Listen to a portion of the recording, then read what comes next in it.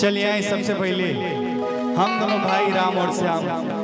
ये चैनल के माध्यम से जो भी देखा था सबके हम दोनों भाई राम और श्याम की तरफ से प्यार भरा नमस्कार है भैया। और आज वही टीम आर्यन म्यूजिकल ग्रुप हमारे बड़े भैया आदरणीय सुमेश भैया का टीम लागल बा सोना के ताल पे बड़े सुमेश भैया और बेंजबू बड़े आदरणीय बड़े भैया रोशन भैया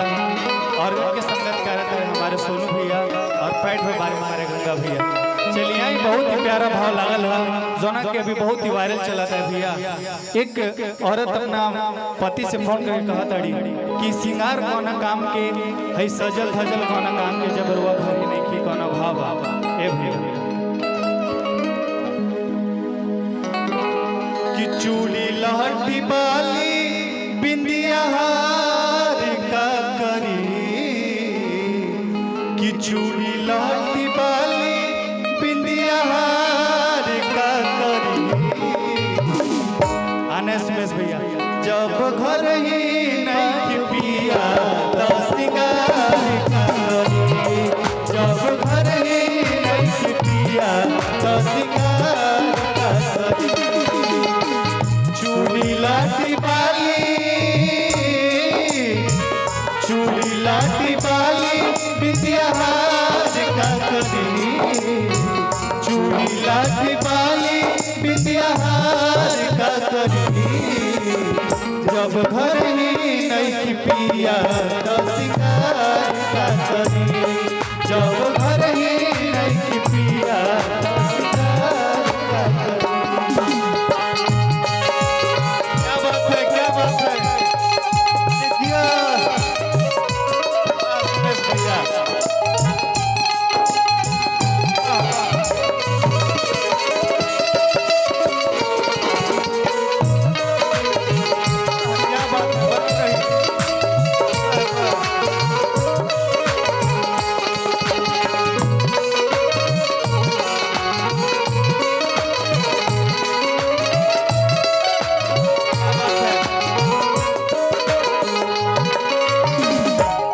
दरिया के पानी नियन चढ़ता जवानी रउआ रमेश पर देश रहता। क्या बात है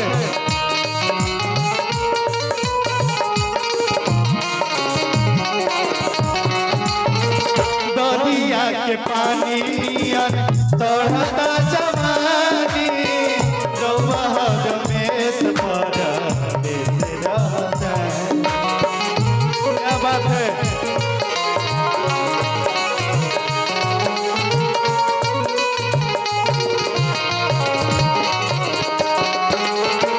दुखी बाटे मनवा तकुलार का करी जब घर ही नहीं पिया तो सिंगार का करी जब घर ही नहीं पिया तो सिंगार का करी। क्या बात है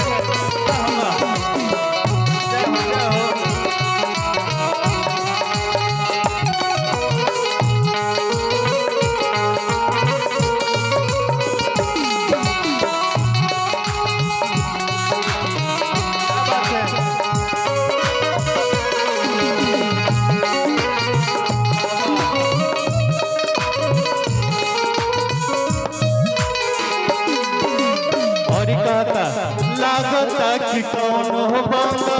लिलिया के फेर में आस में जवानी पानी भरता ढेर में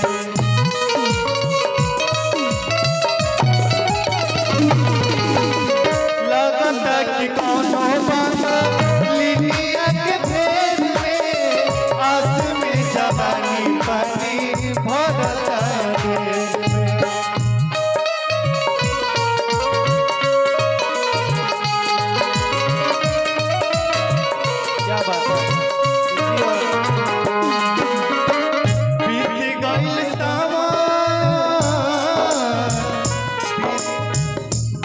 गईल सावन तपुहार का करी